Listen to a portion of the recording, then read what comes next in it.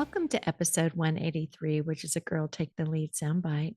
And that's a shorter episode, which may be a bit more about a topic we've covered, like our episode today, or quick inspiration. And I'm your host, Yo Canny. This episode is building on our previous episode with Kathy and Rosemary, where we talked about their book, Fearless Female Leaders. Our guest today, Jane Dyer, Boomer, was featured in their book. And she joins us to talk about her fearless journey in the face of sexism. And boy, does she have a story to tell us. I know I faced sexism in my own career, but it was never as blatant as what Jane faced in the Air Force, which is where she began her flying career. She flew the KC 135, an air refueling aircraft, and instructed in the T 37, a primary trainer for the Air Force. She retired from flying in 2017 as a Boeing 777 captain. She amassed over 10,000 accident free hours at FedEx. And prior to the B 777, she was the captain of the Airbus 300 and the Boeing 727. In addition to talking about sexism, we covered all kinds of topics, including taking the time to find confidence over nervousness, self-inflicted stress, a dad's unconditional support and love, women empowering other women, the importance of voting, and selecting people to be on our team. Enjoy the listen. Here you go. Well, hi, Jane. Welcome to Girl Take the Lead. And I'm so excited for our listeners to hear your very inspiring story. And you are truly a girl taking the lead and such a fearless leader. So thank you for being here. Yolanda, thank you for having me. I'm looking forward to it. Great. Now, let's start by just giving them a little background about your story. So that would be great. Sure. I'm a girl from Easley, South Carolina, as they say, a little rural town who ended up being one of the few Boeing 777 captains in the world. And I find that to be remarkable. I started out here. I'm one of 8 children. My dad was a true advocate of education for everybody. So as we were growing up, my sisters and brothers and myself in the 60s and 70s in high school, we all had to take the hardest math and science we could, which turned out to be a great thing. In the summer when I graduated from high school, or the winter in 75, my dad came home my senior year and asked me if I would like to go to the United States Air Force Academy. And I said, "What is the United States Air Force Academy?" He said, "Well, it's a school in Colorado, 4,000 perfect gentlemen. It's beautiful and it's free." I thought, well, I'll go through the process. I'll fill out all the paperwork and I'll let him know that I did what I could, and they will never ever take me. 157 women from across America, they're not going to take me. Right. Go ahead. I was just going to say, and that was like 1980. We were in the first class of 80. So we showed up. I showed up June the 26th of 1976. And it was coming from a little town in South Carolina, the idea that people hated you.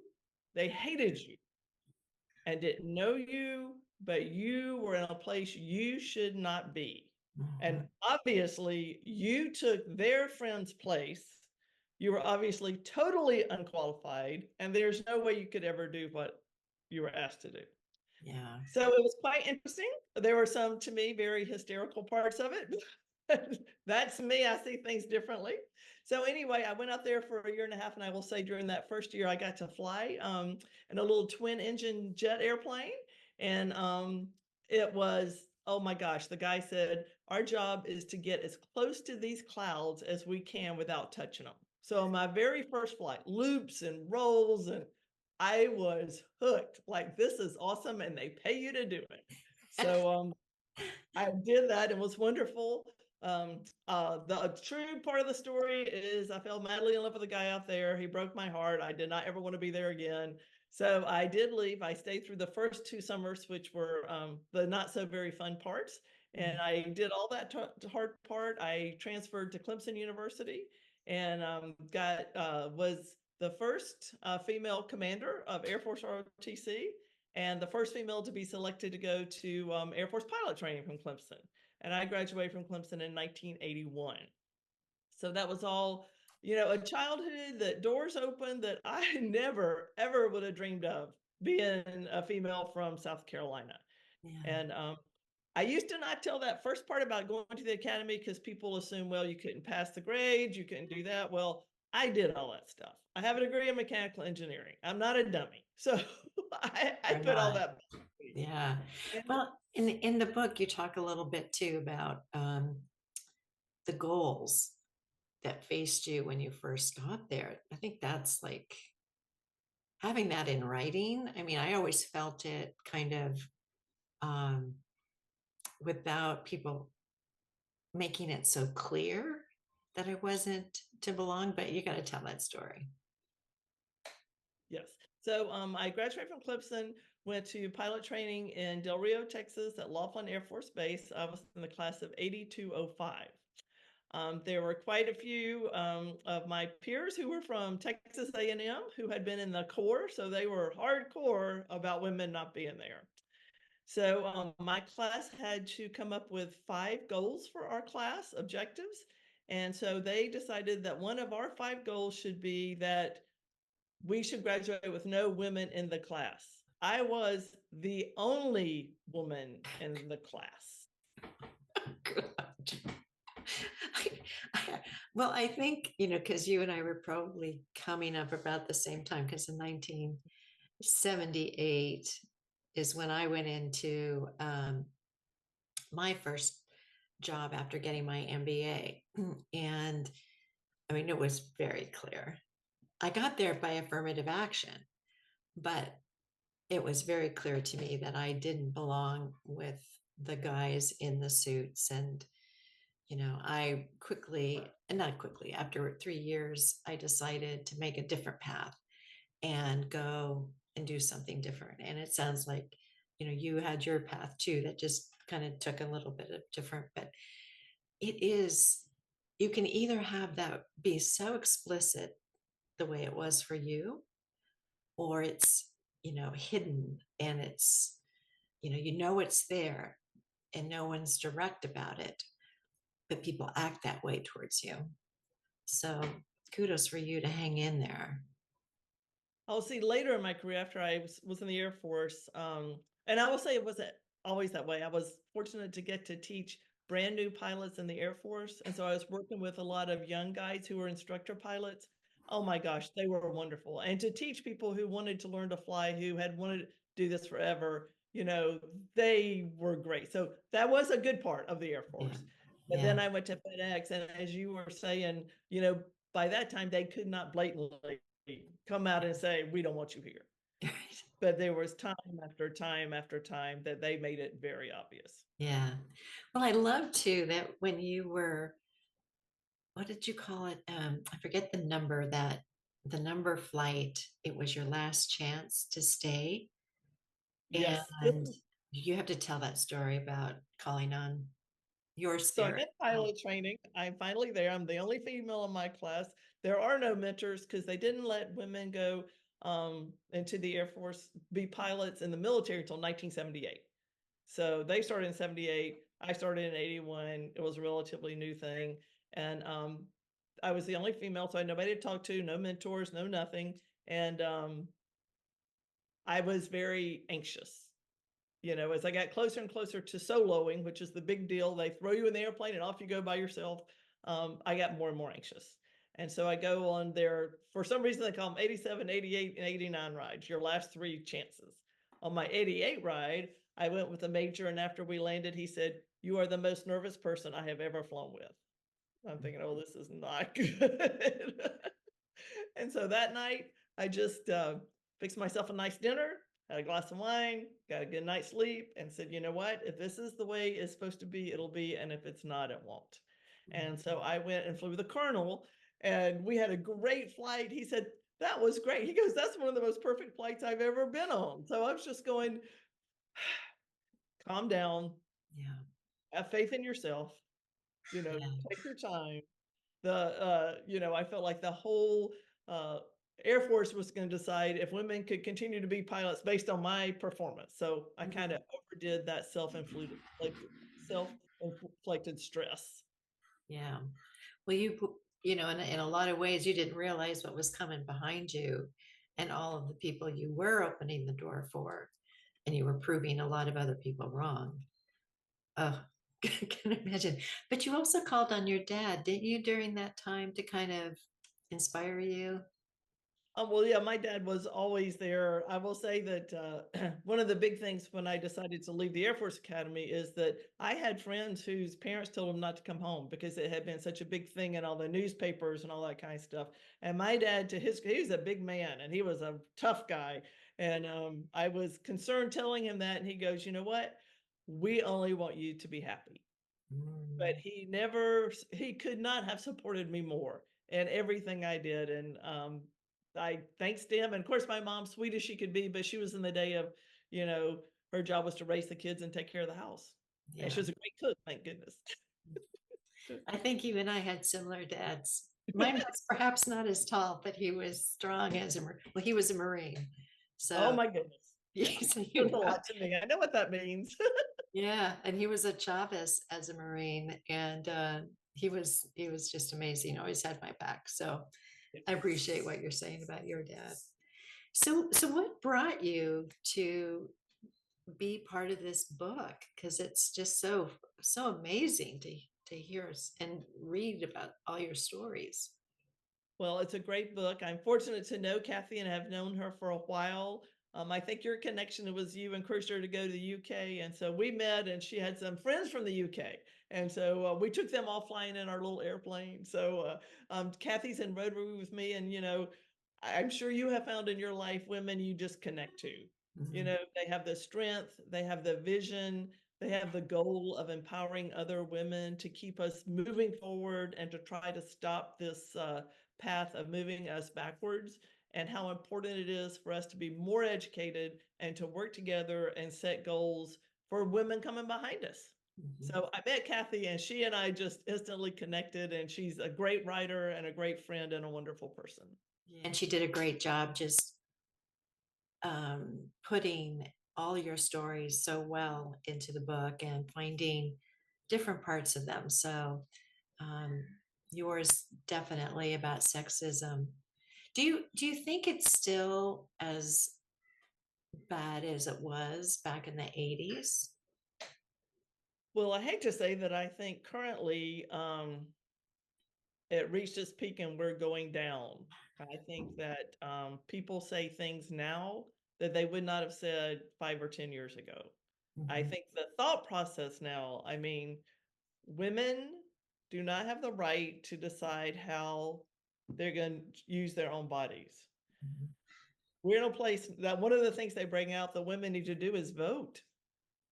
Think about it. I'm from the state of South Carolina. We have two US senators that make votes that will affect you. We have two men who have never been married, have no children, and they have more say about us and our health care than our doctors do. mhm, So women have to vote. They need to be educated. They need to know what's on the line. mhm, Um, I have wonderful daughter-in-laws, so I kind of keep up with what's going on, and uh, not them themselves, but to hear and be in touch with some young women today. Thank goodness, live in a world where their world is equal, or maybe even predominantly women, which is wonderful. mhm, And I think when they hear talk about birth control, they don't get that it was birth control that allowed women mhm, to have careers. mhm. That's the bottom line. And if Yeah. you get birth control, you are not going to have a career. And so not only women, but men who support, there, as you well know, there are lots of men like my husband who are, we all have talents and gifts, and we all should be given the ability to use them. So Mhm, the idea of voting, being educated. And I would say, especially if you don't get, or if you know a young person who doesn't understand the importance of women having their own choices for healthcare, and the idea that people say, well, they'll never get rid of birth control. Well, there are a lot of things we said they'd never get rid of. So for women to be leaders, and that's my concern about moving backwards, is this very strong conversation and actions taken in many states that hinder the progress of women. So basically, that hinders the progress of companies and businesses and the government in America. It hinders the success of America, so it hinders the success of the world and our future for everybody. So Mhm. this is very serious. Voting is extremely serious. Yeah. Yeah, I think it's great that you made the connection for people that we didn't as boomers achieve without we couldn't have done it without birth control and without Roe v. Wade and affirmative action. It just didn't happen. And it Like, had to be laws, like there was a law passed that said women could be pilots in the military. Sylvia was one of the stories. There was a law passed that she championed that women could be in Rotary clubs. mhm, Somebody didn't just one day wake up and say, oh, I'm going to let y'all do this. It was a hard fought battle. And we mhm. know today, if some of these things went to the high court, it would be a different ruling probably. Yeah, yeah. Voting is very important. Well, I think that's probably a good message to pass on to our younger generations. I'm wondering, what would you tell your 20-something self today? Um, to have faith in myself. I think even as a pilot, all those years later, um, the people and it of course looking back turns out that the people who are the most vocal, the people who are the most negative, the people that harass you, not maybe directly but inferring that you don't know what you're doing, they don't trust your decisions, they don't have confidence in you, of course turn out to be the people who are the least confident themselves and probably maybe the least capable. But when people keep digging and digging and digging, it's easy for you to start losing your own confidence. And Mhm. so I would say to my 20-year-old self, when those times come, have faith in yourself. Confidence, I love that part of your story, that that was what you had to kind of get to again, that connection between kind of who you are, your own self-esteem, your own self-worth, and having confidence in who that person is. I thought that was just priceless in the book. I really got that. Um, so thank you so much for your service and for your boldness and your courage, and for this conversation. It was just wonderful, Jane. Is there anything that we missed that you'd like to cover? Well, I would say that I think successful women, one thing they do bring in the book too, you surround and you pick partners and friends who support your success. And I will tell you, there is not a man on earth. He's 82 now. He's a little bit older than me, but has always our entire life. We are a team and we work together and we support each other. And he has been by my side and supported me the whole way. So I think it's so easy to think women think this and men think that, but I am so thankful for the millions of men out there who have supported, still support, and will support women in fulfilling their capabilities, their dreams. I think that's so important. I do too. Yay. Thanks for the supported men. Exactly. Yes. All right, Jane. Well, thank you again for joining us. Thank you, Yelena. It's so nice to talk to you and meet you. Thank you for listening today, and we sure hope you enjoyed this episode. If you did, please leave a comment wherever you listen to your podcasts, tell a friend about us, or join our public Facebook group, Girl Take the Lead. We also have a YouTube channel where your subscription would be appreciated. Once you're on YouTube, search at Girl Take the Lead. And we recently expanded into YouTube Music where you can see a video of this episode. You can also check out our new store on our website, girltaketheleadpod.com/shop, and plan to return to it as we'll update our products monthly. Here are 3 takeaways from our episode today. 1, we will all face the naysayers in our life. It may take us time to dig deep to find that part of us where fearlessness is born.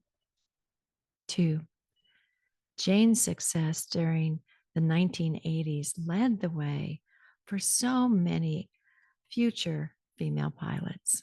We can be grateful to her and to women like her that led the way for us.